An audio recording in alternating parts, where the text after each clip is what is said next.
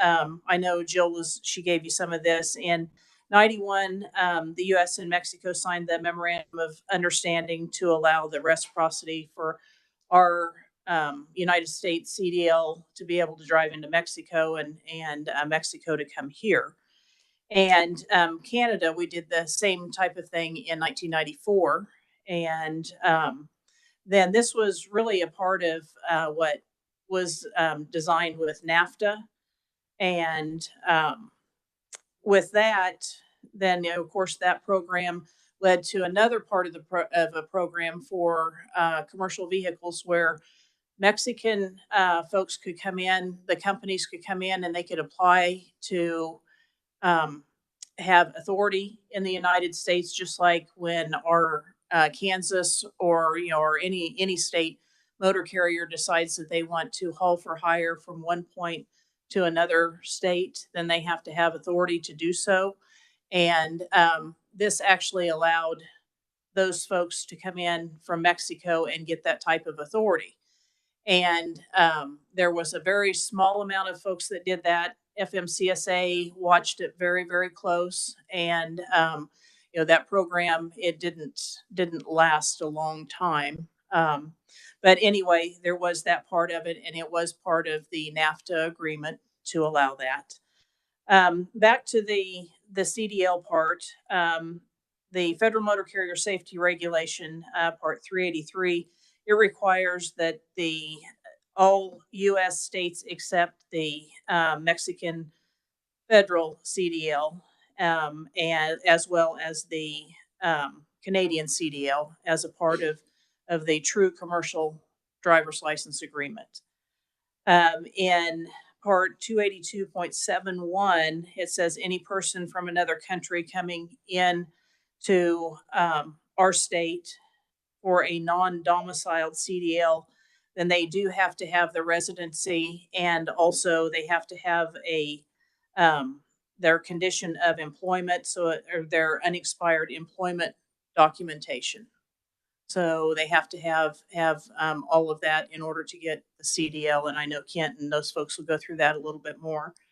The documentation that you all got, it was pages that Meg had printed out. That comes from the Texas Trucking Association, from their magazine. It has good information in there, so I hope that you can read through that. It'll give you a little bit more information. And then if we're going to carry this on maybe to next year, I'm sure that I know we can get more information for you, and I can work with the chairman on that. Yeah, Deanne, can you go to the last page where you've got some crash analysis? And it says, what does this mean? It says driver and vehicle, I know, out of service rate away from Texas border counties. So that would be interior, probably more closely relating to what we see in Kansas. But what is a vehicle out of service? What does that mean? Vehicle out of service. What's the criteria for that? Well, if it's the vehicle, maybe there's a problem with the brakes. There could be problems with tires. Anything on the truck that makes it unsafe, then they're going to put that vehicle out of service. So 35% in 2023, 34.49%, excuse me. Is that just everyone that was stopped? 34% of them, or is that their related vehicle to a out of crash? service rate? Excuse me. That's their vehicle out of service rate for those Mexican trucks. And they're pulled over and inspected. Yes. Yeah. And then the DOOS, which is the driver out of service. What would make a driver out of service? If they're over hours, if they haven't used their logbook, haven't done the correct things on that. Of course, now we have the electronic logs, but Audra, what else would they? Oh yeah, if they don't have their CDL with them, then they would be put out of service.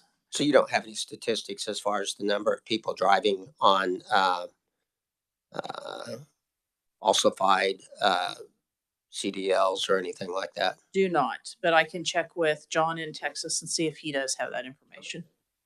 whatever. Okay. Any other questions for Dan? Right. Oh, Representative O'Hobson. Thank you, Mr. Chairman. I just want to follow up what you said with respect to if they do not have their CDL license, they're put out of service. Do you know how long per se is it when they get it, or they'll be put back on, or what's the you know? If they're put out of service, say. They don't have the CDL license, right? Right, and they have to go in and they have to do the test for it. Is that what you're talking? Yeah. Then they're out of service until they get that taken care of. How long does it take from the time you apply for? And maybe we should get Kent up here to answer some of these questions instead of everybody else. So, yeah, thank you very much, Deanne. All right, thank you. Next up, we have David Harper, the Director of Division of Property Valuation, and Kent Selk, the Director of, well, I'm not sure Kent's title. It's not real clear to me right here, but he's my go-to guy when I have problems of this nature. So do you guys you want just Kent to come talk? All right.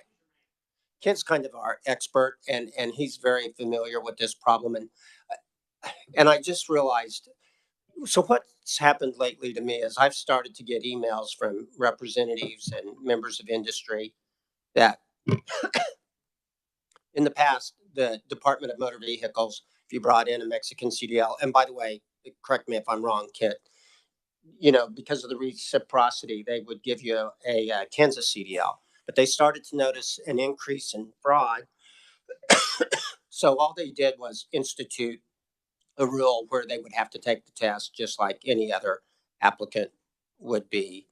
And that's what's starting to create this concern in the agriculture industry, because also some of the insurance companies have quit covering Mexican CDLs, possibly because of some of these out of service issues and driver issues and other issues.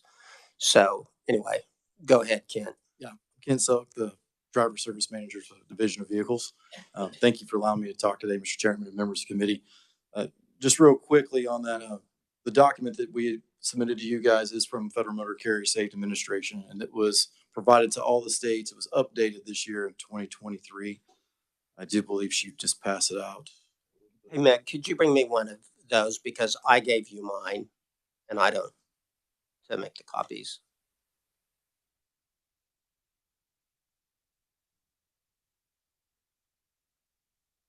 All right, so it's this one. That one, correct.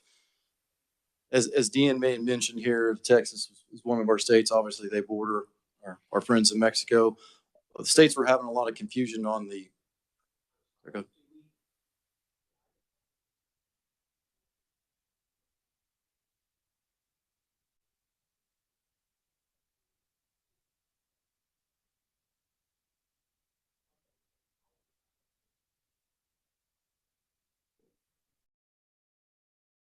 All right, go ahead. Yeah, sorry. There's a little bit of confusion over the reciprocity agreement. Really, the reciprocity agreement allows you to drive on a Mexican or Canadian CDL while you're in the United States. Not necessarily transfer that license to us and be handed a license from the state of Kansas and go on your way without testing. Trying to do this without confusing you all, because it gets a little bit confusing when we talk about custom harvesters and visas and I-94s and whatever else we got. It's a little interesting. Representative Minix will know this a little bit because I do have helped him out.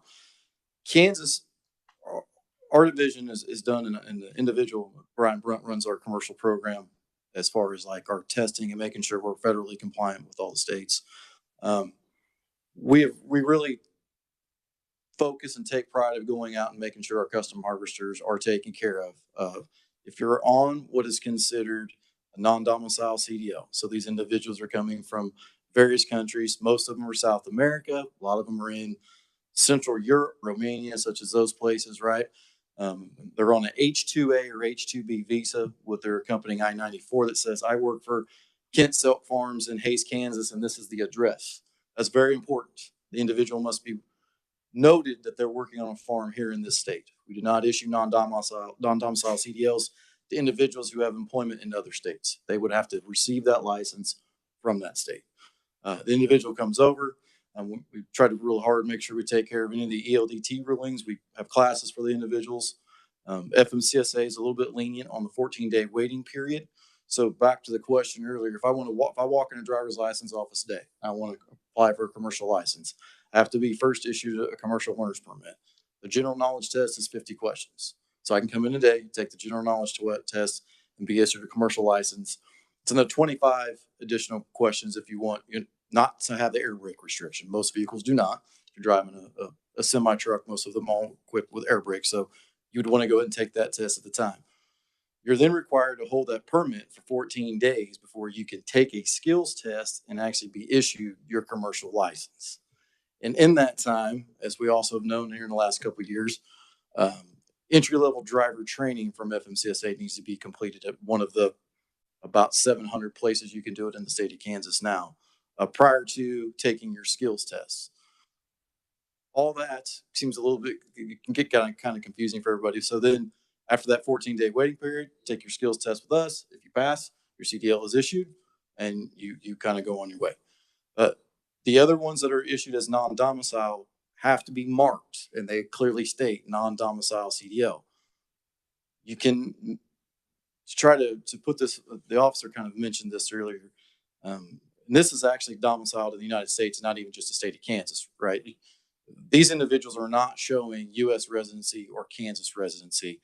They're telling us, I'm here for this custom harvest operation. I'm here to help the ag community for 6 months of the 12-month period. I'm issued this license to be here, to travel down, do the custom harvest, and then go home. And then they can come back the following year.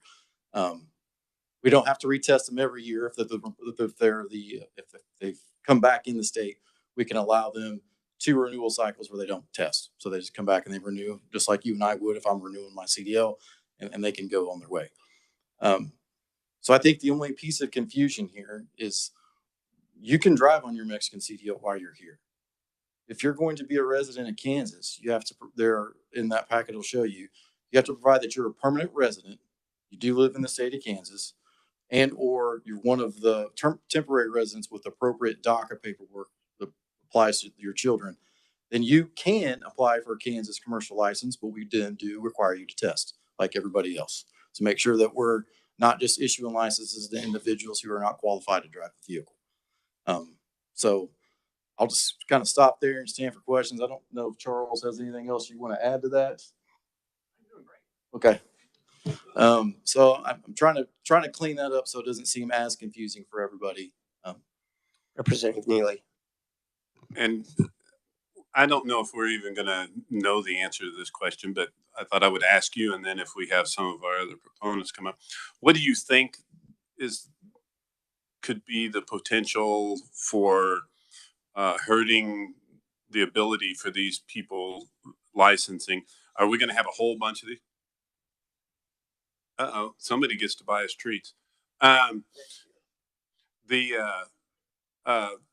we going to have a whole bunch of these, and is it going to affect the harvest or something that way, or the inability for some of these to do? And I'm not saying I don't want them breaking the law. Don't get me wrong on that. I'm just curious if we think there's going to be a lot of this. Is there some way we can get a hold of and educate them so that this doesn't happen, etc.? So correct, like I spoke about with Representative Minix, we do a very good job of educating our custom harvest operation. So if I have a certain or specific one, or maybe there's a few of them who have an abundant amount or quite a few that are going to be from Mexico and they qualify for this, we have no problem setting up and assisting them in getting their license and getting them ready to go so they can make harvest on time. That's not an issue. So if we have that, we're more than happy to set up some time and work with these individuals, get them taken care of, and get them on their way. We're very fluid on working with that. So I don't see a problem if we were addressed. But I want to go, I want to backtrack a little bit. If you come up and you've got the right visa, you can use your existing license, right? Correct. You don't have to do anything with you guys. Correct. And if you're going to, if you want a Kansas license, you got to do it just like everybody else. And it takes a minimum of 14 days to do that. Correct. If we know it's going to be for custom harvesters, we do let our friends at FMCSA know, and they have given us a little wiggle room on that. So we're not making them wait the full 14 days. If we need to get them licensed, they can take the knowledge test and then take the appropriate skills test within a shorter period of time. And how much can you squeeze that time period down? But we can squeeze it pretty close. So within a few days of after they're issued their permit, if they're seemingly.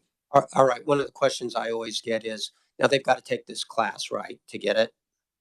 And I've heard all kinds of numbers as I've talked to people. Sometimes they're $4,000. Sometimes it's not that much.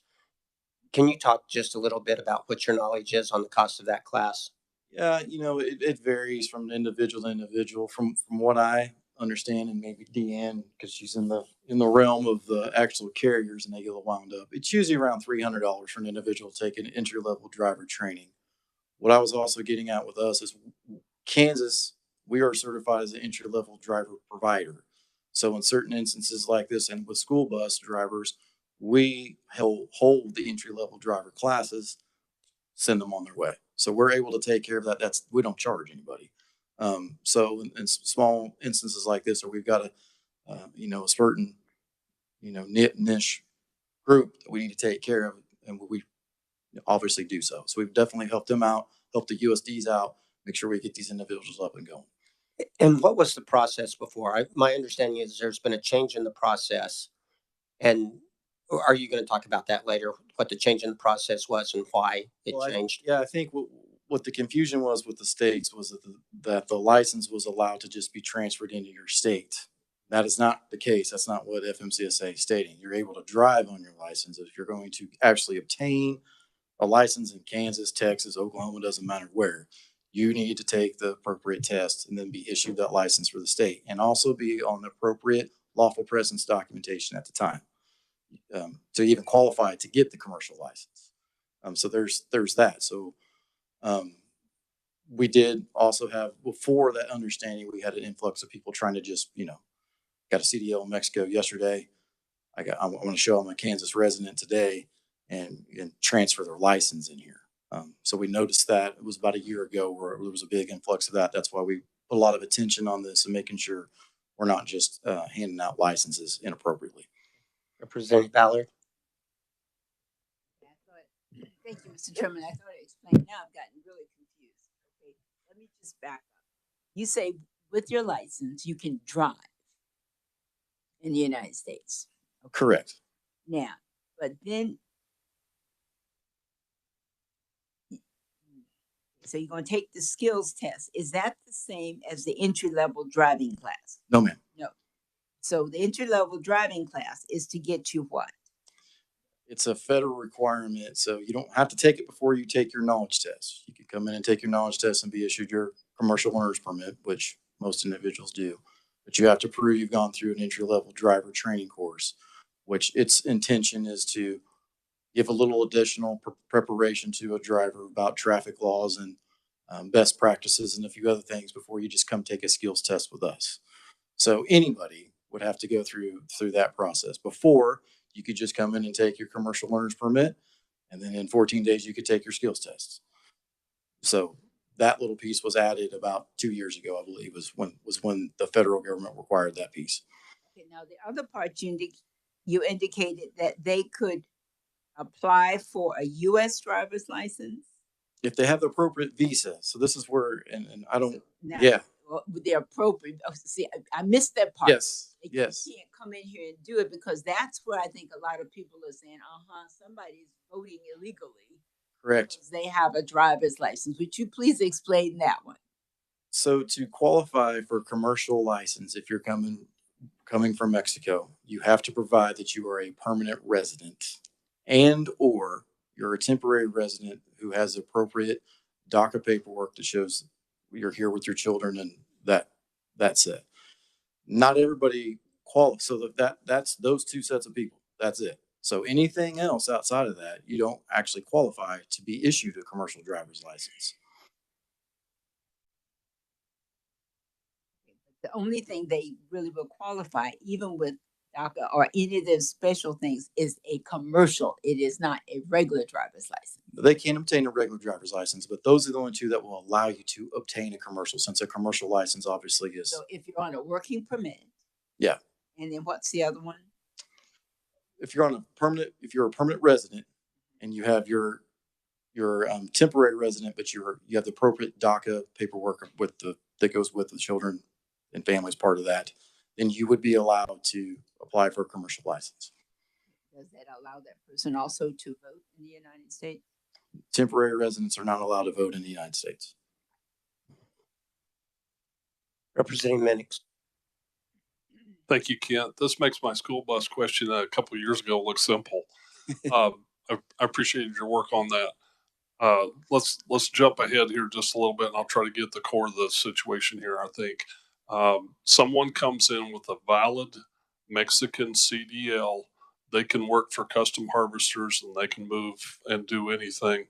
And this may be somewhat of a question for the Highway Patrol also. You deal in licensing, but if they pull somebody over, I guess I have a question about insurance. Besides a valid driver's license, you have to have equipment that's safe, and you also have to have insurance. Am I correct? Yes, I don't deal with that part of it, but yes, you would have to have insurance. So if a Mexican truck comes in with a Mexican driver with a good CDL and everything, is there insurance out of Mexico, or do they have to do something different to transport here in the United States?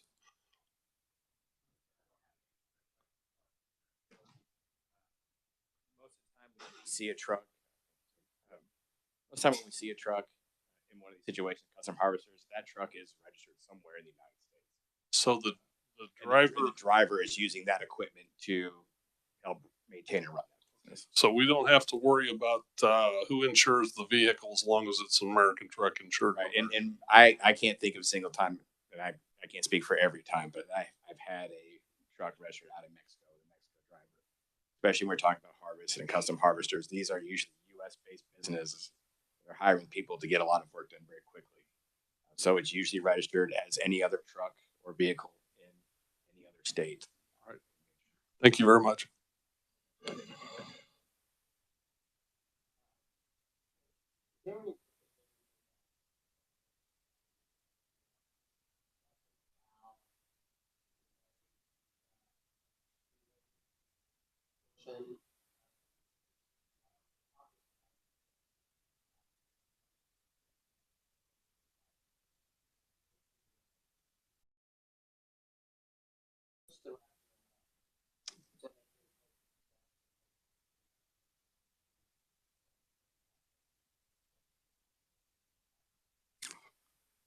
So if you've previously held a commercial driver's license and you're going to go obtain a commercial driver's license, I have to look at the year window, but I think there's a time frame where the entry level driver training then would not be required.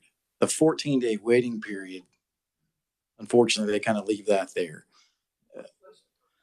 Well, that purpose is that they hope you go learn how to drive a truck after you get a learner's permit from us, because they're assuming that there was also a high fail rate. So if I took the commercial learner's permit today, and I'm good here in Kansas and we're caught up, and I just go ahead, I'm going to schedule and take the drive test tomorrow. Granted, in your region and a lot of the ag regions, individuals can probably drive that fast because they've been taught from a young age to go ahead and drive the vehicles on the farm, and they're exempt, but at some point in time, they maybe, want to switch over and be commercial. So there's a high fail rate a lot of times for the individuals who were trying to schedule them close.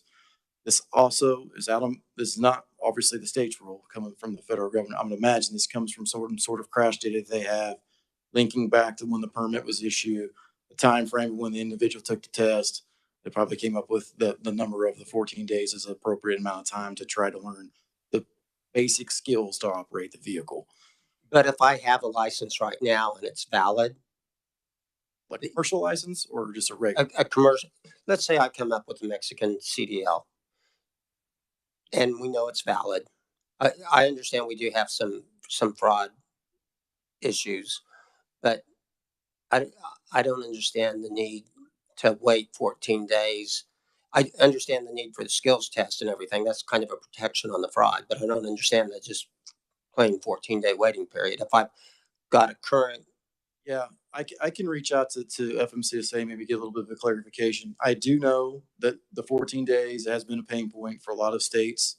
I do know that FMCSA is working on a few new updated rulings, which I think is going to address the 14-day waiting period and either reduce it or remove it again, if I had to guess. I'm not trying to get too far in front of us.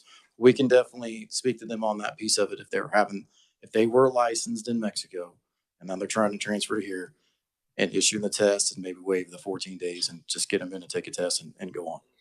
Yes. totally get that.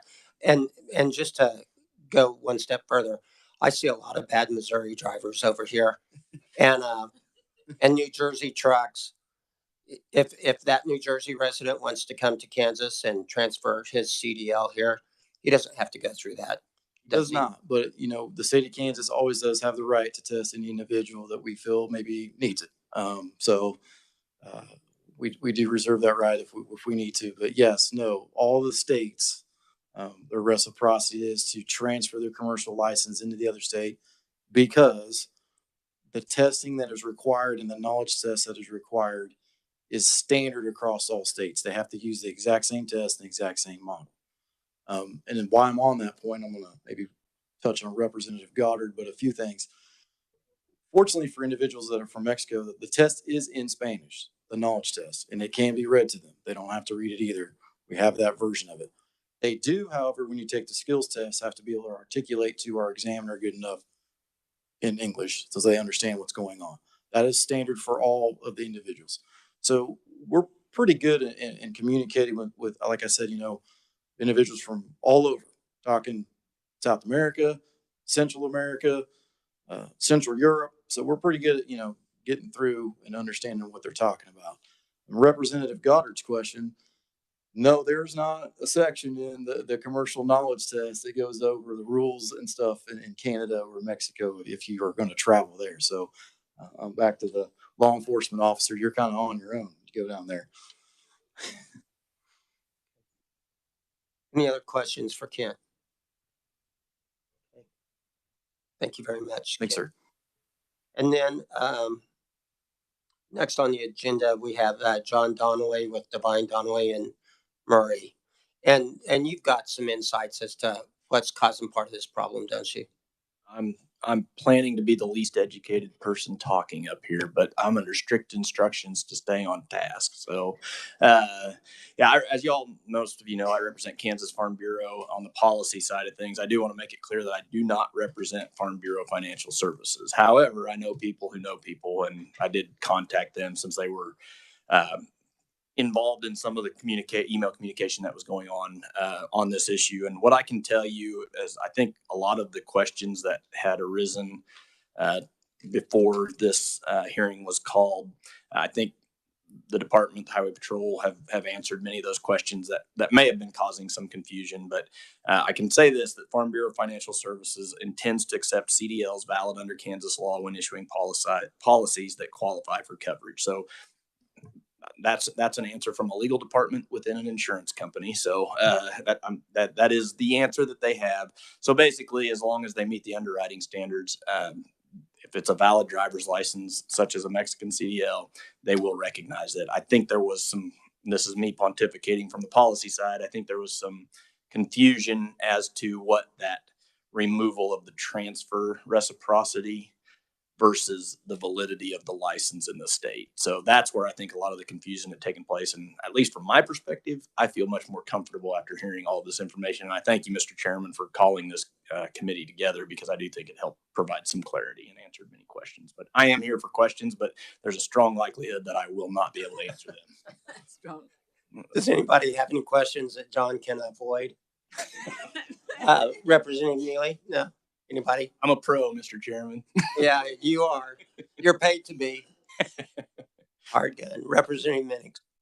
I probably need to explain to a lot of people what's happened here. A constituent of mine called and they bring in H-2A employees from Mexico and farther south and even Canada in a silage season. They may employ 10 or 15. And they were told by the U.S. Custom Harvesters, which is their association basically, that there would be a problem here in Kansas that holders of those certificates may not be able to have insurance on the vehicles they're running. And that would put them in a severe bind. We have low unemployment. I think my home county right now is at 1.8. We'd hire another 400 people if we could find them any moment. If you've got some homeless people somewhere, we'd love to give them jobs. We'll find them good, beneficial work. But this harvesting company was in a real bind, and they weren't sure that they would be able to hire these people, bring them in under a 6-month visa, insure the vehicle, and actually get any use. And the 6 months is kind of a short time period if you cut out 16 days that it takes to get a Kansas license, which might be difficult for them anyway. So I think the discussion here has kind of clarified some of the issues around it. And we're okay here in Kansas, but there was a little bit of confusion out there. And so we're trying to settle that. Thank you. Any other questions or comments for John? Representative Ballard, go ahead. Oh, Kent, I think this one's for you. Thank you, Mr. Chairman. Let me just follow up on this, the entry-level driving class, okay? Now, they said they have to be familiar. Does this class address the highway signs, the roads, how to get off the exits, where you're supposed to go? Because then they have this CDL, but how, when you say they have to be somewhat proficient in English, right? That's what the instructor was. But what about signs and driving? So the general knowledge test that when you take it to get your permit has signage in it. So the signage is going to be in the test for most things that you're going to run across. I can't speak very intelligently on the ELDT part of it, but they would touch on major things: height, weight, rollover signs are probably pretty much something that's very downgrades, upgrades, and rollovers, because that's where you're going to run into a lot of accidents with heavy vehicles if they're not paying attention to those. And I do know those are covered also in the knowledge test when you take it. And there's like 1,100 general knowledge test questions, and they're randomized each time the individual takes the 50-question test. So it's going to give them a variety of signs and what scenarios, I guess is the best way to say it. Representative Delperdane. Thank you. I wanted to grab you while you're up here too, but just to comment on the insurance that was brought up a few times. There was a group of us through the years, we would frequently go up to not Mexico, but Canada for fishing trips. Every time we crossed the border, we were asked by the border people, whatever you want to call them up there, to provide proof of insurance valid in Canada. So I'm assuming that would probably be happening down at the southern border. I don't know that, but it was a regular question we get. And then the question, we've covered a lot on CDLs in the Class A. Does everything we've talked about, does that also apply to Class B? Yes. Class A is obviously Correct. more common, especially in custom harvesters, because they're going to be pulling a header bar or combine, whatever, grain trailer. They're usually not going to be in just a B class vehicle, which can be a heavy straight truck with a trailer, as long as the trailer's 10,000 or under. So the combination's 26 and the trailer's got to be under 10. Right. You have a B class for that. But yes, this is the same for that class of license. Okay. So, okay. Thank you. Any other questions? Colton, do we have anybody on WebEx? Okay, I know we got started a little bit late, so we lost them. Do any of the other individuals in the room, do they want to get up and say anything or add to the conversation any? All right, does anybody, do any of you have any questions for any of the conferees now that we've went through them? Okay, well, I'll go ahead and close the briefing then. I do want to thank everybody for getting this information together. I may be more confused now than I was an hour ago, but I think it's important that we understand some of the finer points on this issue. So Again, I just want to thank all of you for showing up and all you've done this session to make it a great experience for me. So anyway, talk to you all later, and we're adjourned.